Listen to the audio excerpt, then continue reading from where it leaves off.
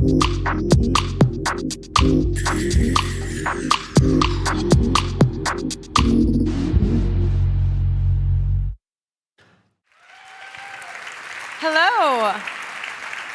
Thank you so much for having me. I'm super, super excited to be here. This is one of my absolute favorite conferences, and this is such a massive and awesome audience. So thank you. Give yourselves all a round of applause. I love CSSconf because it honestly feels like this giant family. We're all into these really nerdy things. We're all into them together. And it really just feels like this big family. So I wanted to announce something that I've been working on for the past couple of months, almost a year, that kind of feels like my baby, and this is the only appropriate place to announce it. I'm writing a book. It's called the Front-End Developer's Guidebook. I just had to announce that here because I love all of you.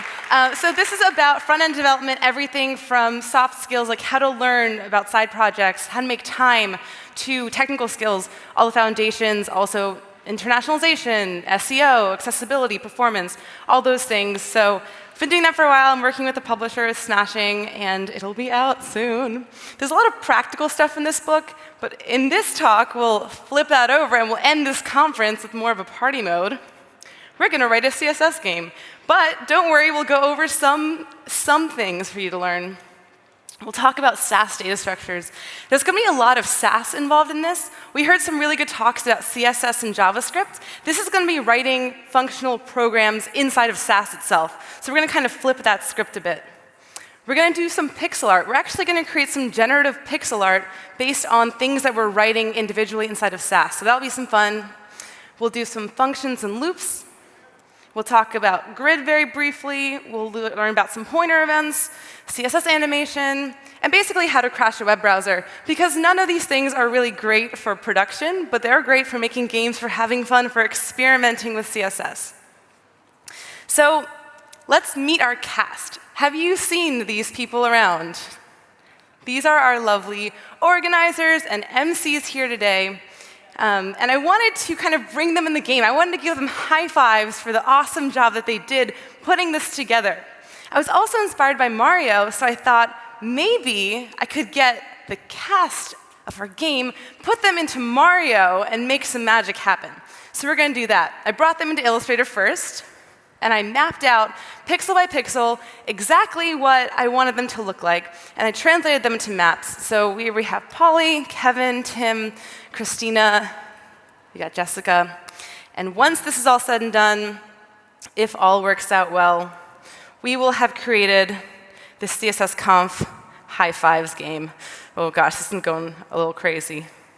So it lasts for 8 seconds. It counts up our points. All of this is done in just CSS. I'm going to use Gulp to essentially just run browser sync so that you're not waiting for me while I'm doing this, and also run Sass. But yeah, let's get started. This all boils down to CSS and HTML. So the first thing that we want to do is build those characters. But those characters are going to take a while, doing them pixel by pixel. So I'll do a little bit of a simplified demo with a heart. The first thing that we want to do is hook this into the HTML with a class. We'll call this class pixelized heart. I'm using Emmet, so I just hit tab. It creates that for me. Then I want to open my heart SCSS and get started. Next thing that we want to do is create a map of colors. So let's say we want to use red and transparent. We can map this with a key and a value. So we can map this with O for transparent, and then we can use R for red. Cool, so now we know what colors we're going to correlate our pixels to. The second thing that we can do is determine the size of the pixels. So let's make this 20 so it's a little bit easier to see for all of you out there. Now what we can do is start creating this pixel art. I have a map called pixel art. It's a variable. And I'm going to have multiple maps inside of that map. So I'm going to call this map heart. And that's going to be a map itself. And we're going to create this by adding multiple lines that are included in parentheses to determine the number of rows that we have. So we're going to have 6 rows. It's going to look something like this. And then we're going to fill those with the pixels that we're expecting to have. Trust me, there's a method to my madness. You can then go through and draw out all these pixels individually, like you would see in a heart. And I know that you can't see it yet, but in a moment, I can highlight all these reds and show you what it's going to look like in a moment. So here I am just drawing this out, and I can see that I've erred here. So I'm going to just fix that. And really, you can just set these colors. You can apply multiple colors. You can create like stripes if I want to, if I could add more colors to the list. But when I highlight the reds, you can see very lightly that I've created a heart out of O's and R's to create this pixel map.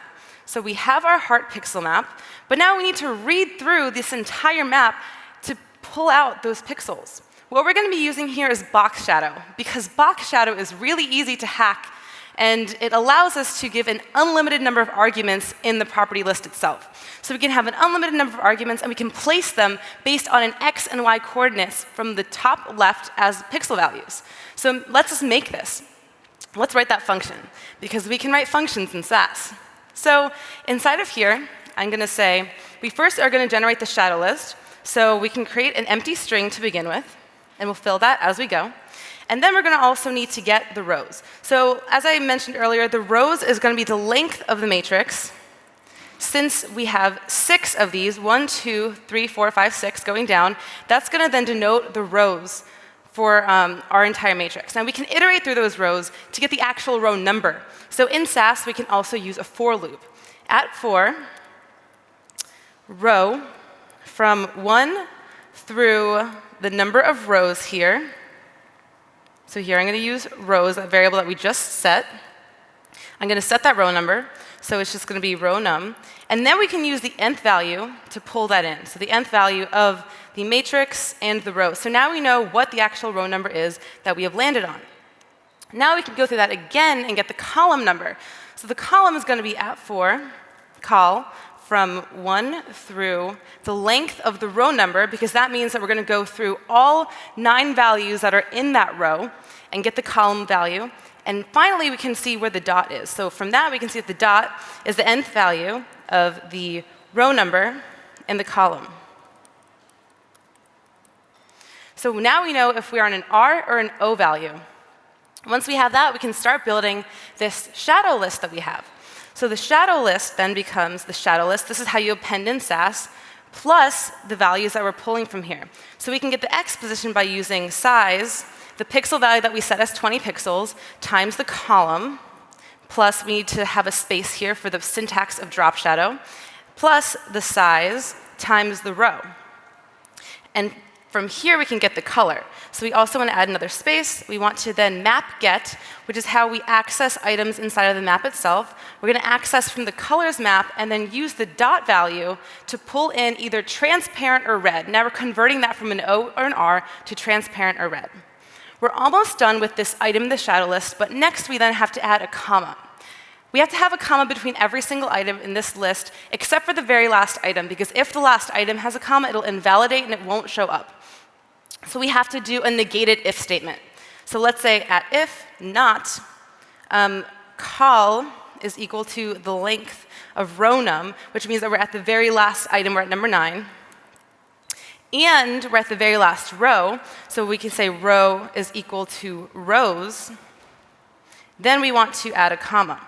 Then the shadow list becomes the shadow list plus a comma. Cool. So the last thing we want to do is return a value. We have to use at return, unquote, because currently it is still a string that we have, unquote the shadow list, and we can finally return a value. So nothing is going to appear until we actually use it inside of our div that we created in the page.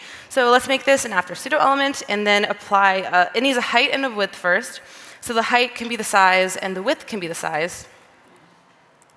And we want to give this a content since it's a after pseudo element. This is going to be very fast CSS, so I apologize about all of the improper placement of all these things if you always make sure they're nice and neat and orderly.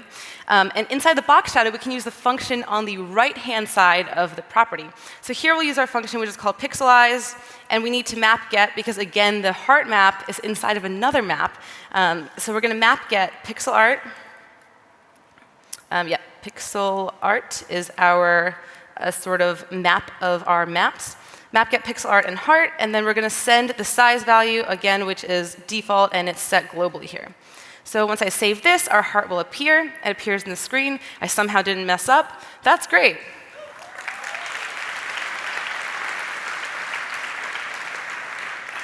The next thing I'm going to do is inset this, I'm going to use this ampersand, which acts as an anchor in Sass. So what will happen here is I can edit pixelized heart, give it some properties, and it still has pixelized heart after set up in there.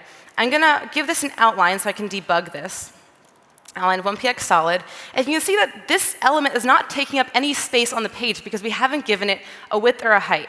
And that's not great if we want to use this within our game itself. It has to take up some space. So first, I want to give this position relative. Oh. And I then want to give it a width and height. And I'm going to be using that based on the size that we've dynamically created in this matrix. We can also set the size. So I'm going to give it a height. And the height, again, is the length of that matrix times the size. So get the pixel size and multiply it by the length of that matrix. And in this case, the matrix is map get pixel art heart. Copy that, paste it in there. And then the height, the width is going to be the length of one of those columns. So since we're not inside that loop again, we can get the size and the length of just one of those columns. So we're going to have to map get one of them and use that nth value again to say nth of this matrix in the first column, because why not? So save that. And it is now properly placed, but you can see that it's shifted over. And the reason why is because box shadow starts at the bottom right corner of the div. It starts at the end of it. So now we have to shift this up so we can say top of negative size, maybe left of negative size. And boom, our heart is placed inside of the div as we expected based on this heart that we just created out of literally letters on the screen together here. So we can then take this idea and open something like I have a characters SCSS, where I already did this, and I'm going to just uncomment and zoom out of here so you can see what the characters actually look like. My vision is forever ruined, but it's fine. So if I save this and then I have a characters file, you can see all the characters have appeared out of this generated map, and you can dynamically change the colors. So like if I wanted to go into here and I wanted to change all of the black to like a red, because why not? Once I save this, instantly it'll all change. So you can just create this art dynamically in your browser, and it's really fun to play with. You can also animate this if you're a masochist and want to make your browser run really slowly. I wouldn't recommend animating box shadow, but it is an option. So the next thing that we want to do is keep some score. We have our characters, but we don't really have our game set. So we have to create like our entire game area. In here, we're going to use Emmet to make this really quick for ourselves. I'm going to have a list, so just UL, and that list is going to have a class of game area. And then within that, I want to have a couple of list items. So I can say that I want to have a list item. Next to that, I want to have an input. It's going to be a checkbox, so it's going to be type equals checkbox. This is going to be our click area that we're going to use to sort of make sure that we've counted up these points from. Once we click, we'll count up the points. Next to that, we have a div, and it's going to be a character. And with Emmet, you can just do ×3, hit tab, and now I have this list, and within it, I have these 3 list items. Inside the list item, I have an input, and I have our character. Nothing is going to show up until I go through and make sure that I add a little character. So here I can say pixelize. Maybe we'll have a Kevin in there. We could have 3 Kevins, or I can mix this up and add like, let's add Polly here. Let's add Christina on our screen. And now all of our characters are happy and have appeared, and they're ready for high fives. Also with these box shadows, you can add a border radius, make them round. You can make them bigger or smaller based on the pixel size. It's 4 pixels here. But it really allows for a variety of options that you can play around with. So we also want to add a place for our score to show up here. So we can just have an H2 with a score, and then inside of that, let's get a span with a class of score that we'll access later to show our points. I'm going to zoom out there a little. I'm going to split this screen here. All right, so the next thing that we want to do is then open a new CSS file just to keep this organized. We're going to open our gameplay SCSS. So gameplay is what it's called. I've opened this. Now we need to design this click area so that it's not just the small checkbox over there. So we can just quickly edit this, maybe give it a position of absolute so that it shows within its parent there. We can give it a display block. And then we can do some things like give it an outline so that we can debug this. This is my favorite way to debug because outline doesn't take any space on the page, whereas border does. So I have that outlined. Maybe I want to give it a width of 40 pixels and a height of 40 pixels so you could see it. It's currently behind the characters, I believe, so we need to give it a z-index. Z-index of 3 could work. At this point, I'd probably want to create a z-index map and then use that to adjust accordingly so that everything is orderly. But like I said, we're just going to speed write this game. And then here I can do appearance none to get rid of that checkbox. This works really well in WebKit and in Chrome. Does not work in Firefox. So you would have to create a span that surrounds your checkbox, style that span, and have appearance none on your not appearance none, you have to have a display of none on your checkbox in order to make this work in Firefox. So everything else will be identical except for this little click area. I also want to give this a top of like -10 pixels and a left of like -5 so that it just positions nicely. Maybe I want to give it a top of 10. So once I've done that, when I click on it, now you can't tell that I've clicked on it. So we need to make sure that there's some kind of feedback mechanism. I don't even know that I can hover over it because the cursor hasn't changed. So a really nice cursor for this is called grab because it's like a little hand. I don't know if you could see it here, but there's like a little hand hovering here. That's like a little hand for the high five, so that was good. We now know that we're hovering. And maybe we want to add a property of, if it's checked, give it like a background of green or something. So we know we've clicked on it. OK, cool. So we know now what's being checked, what's not. We can get rid of this. We'll deal with that later. We can get rid of this outline. Great, let's count up some points. So here we currently have score, and we have a span next to it with a class of score that has nothing in it because we haven't provided it any value. But we can do this with a property called counter-increment. In CSS, counter-increment was originally intended for outlines when you have an unlimited amount of data that you're counting up, and you want to be able to just increment it up. We can use counter-increment in our game to check where we have our checkboxes and apply the value, put it out on the game. So inside of score, we can give it an after pseudo element with content. And the content that we're sending over, that we're pulling from the DOM and sending over, is going to be the counter of a game. So once I save this, a 0 will appear because we don't have any points yet on the game. And we can mitigate that by adding the rest of the things that matter. So the game area needs a counter reset of game. We're naming it here. And then after that, we want to give the click area, when it is checked, a counter increment of game. When I save that, now once I've clicked on these, you'll see that it's starting to count up our score. So counter increment can be used for that. If you want to make this game even challenging, we can also use a decrement. Counter increment is 1 by nature, but you can customize it so that you can add multiple points, negative points, and really play this up if we want to make it challenging. So we do want to make it more challenging, not in that way, but we want to add a shield, because right now I can just click on all of these and count up, and I win. So let's go back into our index. Let's get rid of some of this stuff. I'm going to just save that to my clipboard, because we want to add a shield inside of our list. We still have this unordered list with a class of game area. Inside of that, we still have our list item, but instead of having it directly next to the input and click area of the character, we want to wrap that inside of a character wrapper. So let's say we're going to say .character wrapper. And then next to that, we want to have a shield. So we're going to have a shield plus a character wrapper, and maybe we want to have 9 of those. So once I hit tab, now I have my list item with the shield, a character wrapper. Inside of the character wrapper, we have our checkbox, aka our click area. We have our characters, and we're ready to go and make this game what it is. We also have 9 of them so that we can make kind of a grid, a 3x3 grid. And here I can go through and add pixelized characters. Let's have all of the Tims just lined right up. No, let's add all the other characters here. Let's add a Jessica. Let's add a Christina here. Let's add a Kevin. Let's see, Polly. There might be a few multiples. So they're all here. We have 4 Tims in a row, but it's fine. He likes to give high fives. We'll just leave that.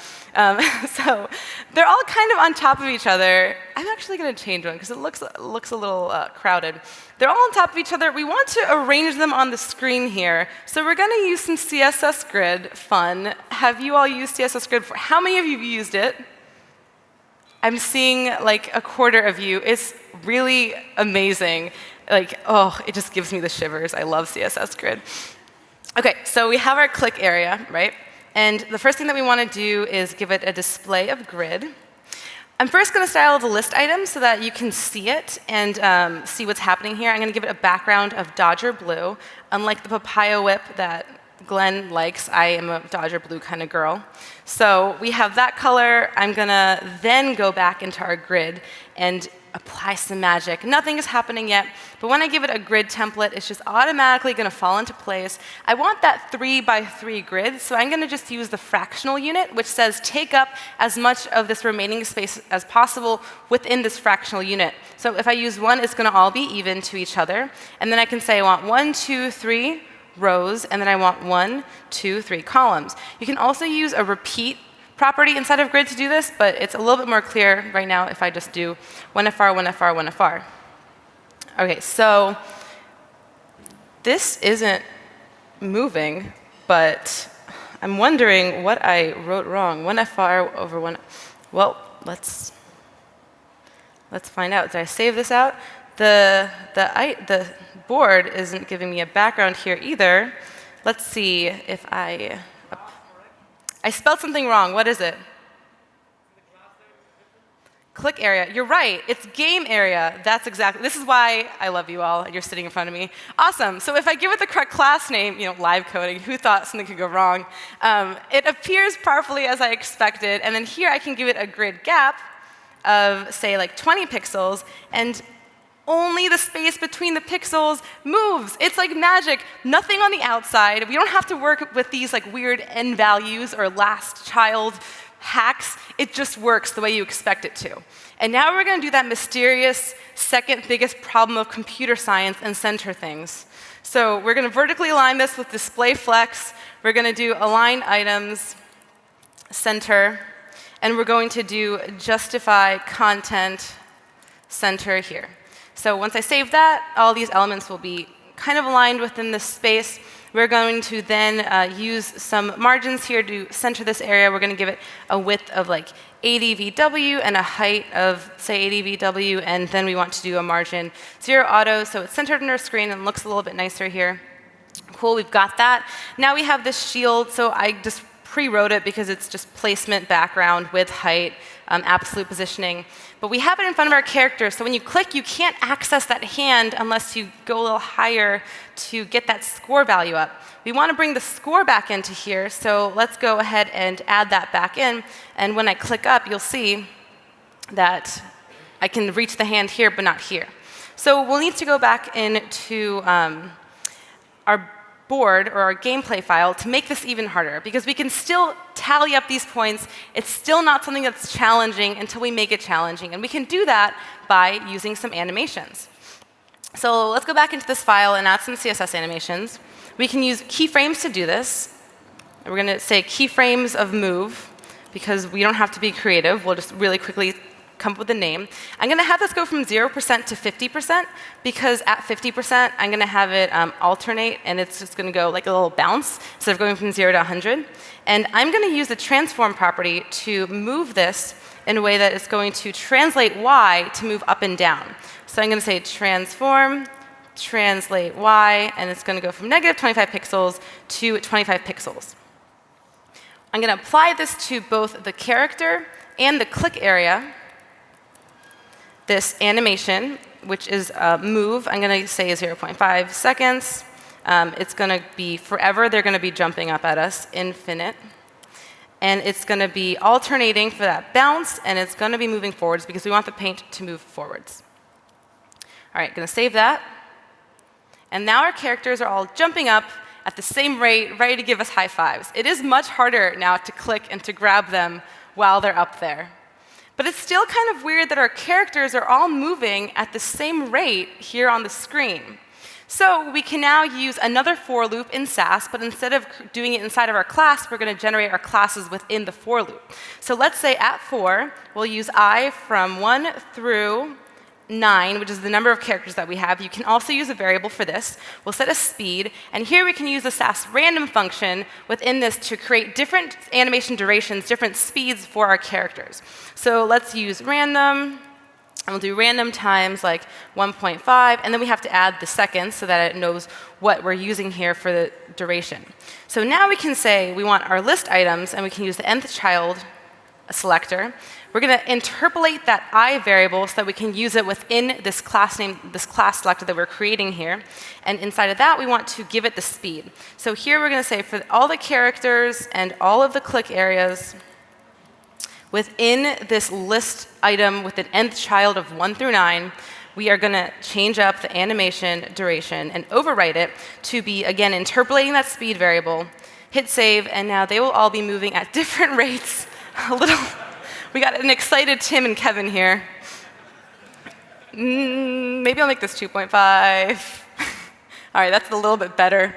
Tim is still very excited to be playing this game. So this is starting to look more like what we're expecting, but we still are going to ultimately always be winning because we don't have a time limit yet. So let's add a time limit. If we go back into our index, we can then create a class, like a stopper class. So we'll create a stopper, and inside of this we'll have like an H3 that says game over, sorry. And we'll save that, and then we can go into our board. I have it here again, so I could just uncomment that. It's currently just on our page, but what this is doing is it's styling it so that it's being an override on the page. It's taking the full width and height. It's getting that background of cyan. I'm increasing the font size a little bit for styling purposes. But now we want to move this off of the page. So we want to do a transform translate y of -100 VH, so it just moves off the page. And we want that to eventually appear in. When we want something to move in CSS, we have to add an animation. So let's add that. Let's do a keyframe. For stopper, we'll name that animation stopper. And we'll do a from and a to here. And we can use this value, this transform translate y. So we want this to move from -100 VH to 0 VH, so it goes back to the original location on the page. This is kind of like that reverse animation that we heard about before with some of those awesome data visualizations. So we're going to apply this to our stopper. And we're going to say we want to add an animation of stopper, make that 0.5 seconds. This could also be a variable. Really great when you're creating style systems to variabilize your animations so they have the same look and feel to them. Also with your Bezier curves and any kind of animation curve you have there. I'm just using linear for now, so I'm leaving it at its default. So I have this animation, and I also want the paint to go forward so it ends as it goes. So when I save this, it pops in. But that's a very short game. The game is like less than half of a second long. So we can use this animation delay property to make our game 8 seconds longer, or something like that. So once I refresh this page, it's going to take 8 seconds until the animation stops working. And I want to pull this out into a game length variable. So we're going to have that game length be 8 seconds. And then I can just use that and propagate it through the rest. So if you have noticed, we've lost our score. The score is now behind our stopper because we haven't styled it yet. And the entire score is an H2. Don't fight me on this. It's just a demo.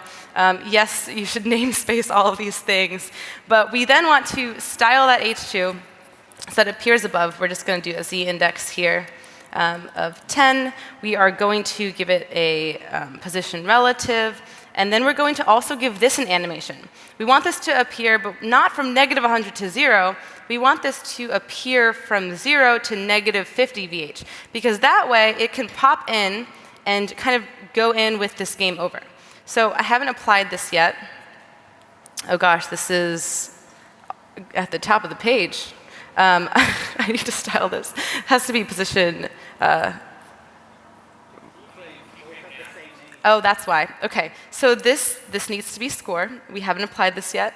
We're going to apply it here when we apply this animation. You're my favorite person in here right now. Thank you. So here we go. We're going to apply the stopper. We're going to have the same animation delay, but maybe we want to add like 0.25 seconds so it occurs a little bit later than the last one.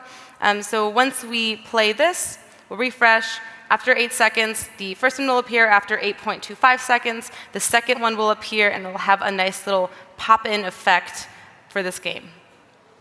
So that appears that way. I want this to continue to look a little nicer. So we can do some more things here by applying some notifications that you've clicked on the characters. Like right now, if I'm playing this game, I'm clicking on the characters. They're still moving around. You don't really get any feedback. The UI of this isn't that great because I don't know that I've really gotten the score unless I look down. So we can then go into our click area and say, if the click area is checked, we want to stop the animation. And this is why before, when I was applying those animations, I applied them to both the click area and the character instead of doing it to the character wrapper, because we're using this click area and its sibling, the div right next to it, to apply the stopping. So with this checked, we want to say animation none. We also want to say pointer events none, because that means that it's no longer going to be able to be clicked on. You can't unclick. You can't remove your score. We also want to say any character next to this is going to get an animation none. And we want to maybe add a filter. So here we can apply like a grayscale filter to it. And as we play, we can refresh. Once I have clicked on this eager little person, they're hard to click sometimes, they should be stopping. So let's debug. Click area checked, animation none, pointer events none. Let's see. This theoretically should be stopping, but I'm wondering why it's not. Maybe I'm not clicking on them. Maybe I am. When this happens, you have all these things saved. So believe me, this usually works. I'm going to go to another branch I have, which is called step 12.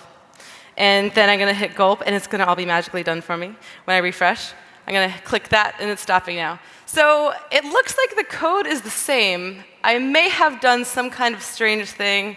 I'm going to refresh that. I'm going to just close out of it and open board SCSS. But yeah, maybe I just wrote this wrong. Anyway, as I'm clicking this, it's stopping the propagation of the event. This character stops moving. We now know that we've clicked them as they've stopped moving. That one was just really hard to click. We have our score. We have our game. Let's add that heart back in that we created. Since that heart is an after pseudo element, we can go and then just extend the class that we've created. So we can say @extend.pixelized heart, and when we replay the game, a little heart animation, a little heart will appear once I've clicked it. So I've clicked it, the heart is there. We can even give this a margin top of -25 pixels, so it appears just on top of that character. And we have created here in like 35 minutes a CSS game live on stage with all of your help. So thank you. It's a difficult game.